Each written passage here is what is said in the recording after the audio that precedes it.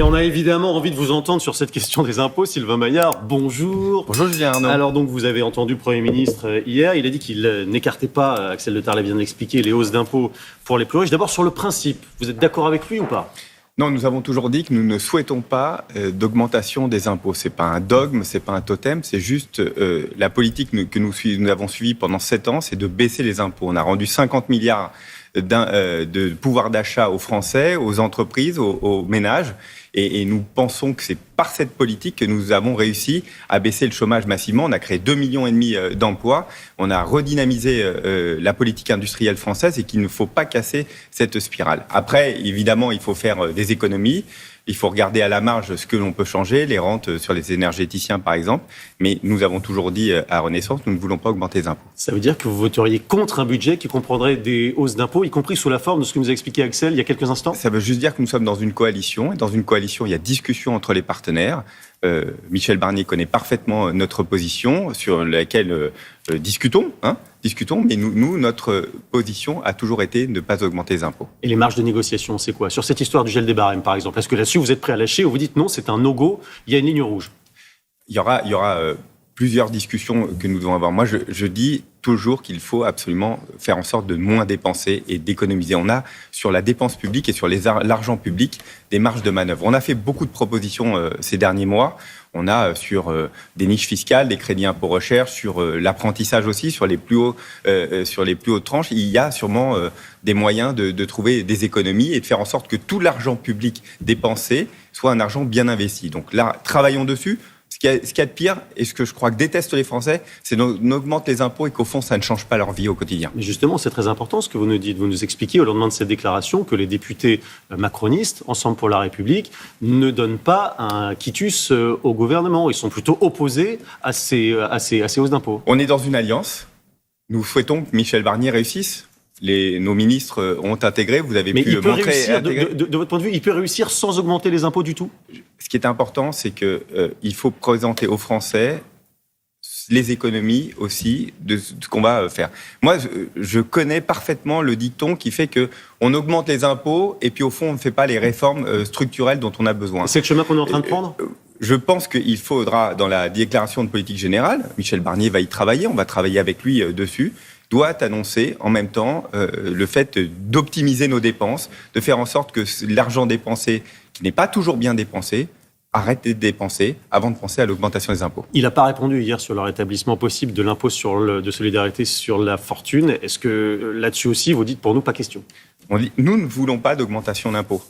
Nous ne voulons pas. Quelle qu'elle soit. Il peut y avoir des rentes. D'ailleurs, nous avons fait des propositions, des rentes sur les énergéticiens. Regardez sur tel ou tel secteur parce que c'est un peu particulier et qu'il faut absolument dessus. Il est logique de peut-être taxer parce qu'il y a eu aussi des profits excessifs. Mais pour les entreprises, pas les particuliers. Pour les particuliers, on est déjà les champions du monde. On a déjà le taux de prélèvement le plus important. Est-ce que les Français viennent nous dire, est-ce que pendant les élections, on a des services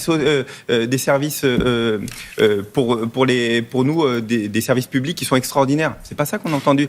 On en a pas assez pour notre argent. Ouais. Donc, qu'est-ce qu'il faut faire ? Il faut réformer et de faire en sorte de mieux dépenser. Vous savez, dans chaque entreprise, on dit toujours, on a un nouveau projet, il faut faire mieux avec moins. Je crois qu'aussi à l'État, quand on a des nouveaux projets, il faut faire aussi avec l'argent qu'on a. Elle a dû vous décevoir, cette intervention du Premier ministre, alors sur le fond, dans ce qu'il a dit, parce que c'est pas du tout dans le sens de ce que vous nous dites en ce moment. On est très heureux, nous, que Michel Barnier ait été nommé. On est dans une coalition avec lui, et c'est évidemment compliqué parce que c'est des partenaires qui n'ont pas forcément l'habitude de travailler ensemble. Chacun doit se faire respecter. Il connaît nos positions. Il vous respecte suffisamment. Oui. Il y a toujours des échanges et on apprend aussi à travailler les uns avec les autres. Mais nous le disons, nous avons des points qui sont essentiels pour nous et effectivement, nous ne voulons pas d'augmentation d'impôts. Il a aussi annoncé la réouverture, si on a bien compris, des négociations sur la réforme des retraites pour l'améliorer, dit-il, mais on ne sait pas exactement dans quel sens. Est-ce que ça n'est pas rouvrir la boîte de Pandore ? Les réformes de retraite, il y en aura toujours. On en a eu avant, il y en aura après. Le système de répartition fait qu'il faudra toujours des réformes des retraites. Ce qui est compliqué avec dans la dernière réforme qu'on a faite, qui était impopulaire, on le savait très bien, on l'a vécu, l'impopularité, c'est qu'il faut absolument faire en sorte de pouvoir payer les pensions à l'avenir. Et pour ça, il faut que nous travaillions tous collectivement un peu plus, ceux qui le peuvent. Moi, j'entends ce que propose Michel Barnier. Il a raison, on peut toujours améliorer une réforme des retraites. Il n'a pas dit comment, c'est ça le problème. La seule vraie difficulté, c'est que nous, les syndicats, en tout cas dans toutes les négociations qu'on a pu avoir, je l'ai eu aussi dans les négociations, je m'occupais pour mon groupe des négociations sur les retraites. Vous savez, c'est que les syndicats ont décidé de ne plus négocier, de ne plus discuter avec nous, du moment que nous gardions l'âge de 64 ans. Si les syndicats souhaitent revenir autour de la table, oui, la pénibilité, c'est un axe d'amélioration. Les carrières longues, il y a plein de choses sur lesquelles on doit pouvoir discuter. J'espère que les syndicats voudront revenir à la table de négociation. C'est a priori discuter pour distribuer plus d'argent, pas pour faire des économies. Est-ce que c'est pas contre-intuitif par rapport au début de votre intervention ? Pas forcément. C'est aussi d'aménager les carrières longues, de faire en sorte que ceux qui ont des métiers pénibles puissent être mieux formés. Mais on a l'impression que ça fait des décennies qu'on dit la même chose. Ça va pas être réglé comme ça en 3 semaines. Ah, en 3 semaines, ça c'est certain. Ouais. Julien Arnaud, vous avez raison. Mais de tendre dans une société à l'amélioration des qualités du travail et du quotidien, c'est aussi ça la politique. Alors, la politique, c'est aussi les sujets sociétaux. Et on a entendu ce week-end la mise en garde de Gabriel Attal, votre président de groupe, qui a dit pas question de toucher à ces sujets, le mariage pour tous, la PMA, etc. Le Premier ministre en a parlé hier. Il s'est voulu rassurant sur ces questions. Est-ce que pour vous, le débat est clos ? Vous dites qu'il y a toujours un risque avec des personnalités comme Bruno Retailleau ou comme Laurence Garnier, qui sont des personnalités politiques très conservatrices et opposées à vous sur ces sujets-là. C'est important, la prise de parole hier du Premier ministre, Michel Barnier, de dire non, nous ne toucherons pas, nous ne reviendrons pas en arrière, parce que dans certaines nominations, nous avions des inquiétudes, nominations au gouvernement.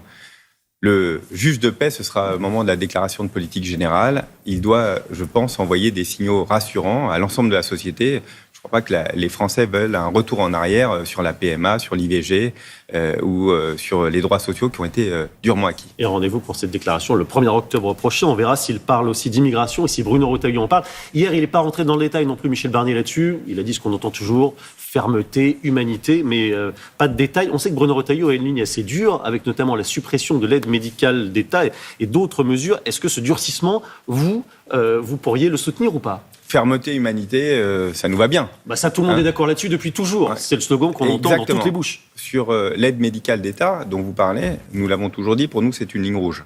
On peut évidemment réformer le panier de soins, l'accompagnement, mais pour nous, il est essentiel qu'on puisse soigner ceux qui sont sur notre territoire. C'est une question d'humanité, on en parlait il y a deux secondes, mais c'est aussi une question de santé publique. Donc là-dessus, regardons le panier de soins, on l'avait déjà réformé avec Édouard Philippe. Regardons ce qu'on peut faire, pourquoi pas, ou les conditions d'accès, pourquoi pas. Mais par contre, l'interdire ou faire en sorte que ce budget n'existe plus, ça, c'est pas possible. Et d'un mot sur un sujet que vous portez personnellement, qui est la réforme du mode de scrutin à Paris, Lyon et Marseille. Est-ce que vous pensez que cette réforme, elle peut aboutir malgré tous ces changements ? Nous déposerons un texte dans les jours qui viennent avec mon collègue David Amiel, ce texte qu'on a préparé, et puis on verra avec le nouveau gouvernement ce qu'il en est. Merci beaucoup Sylvain Maillard. Les négociations, les discussions promettent d'être quand même assez tendues entre les partenaires de la coalition. Merci.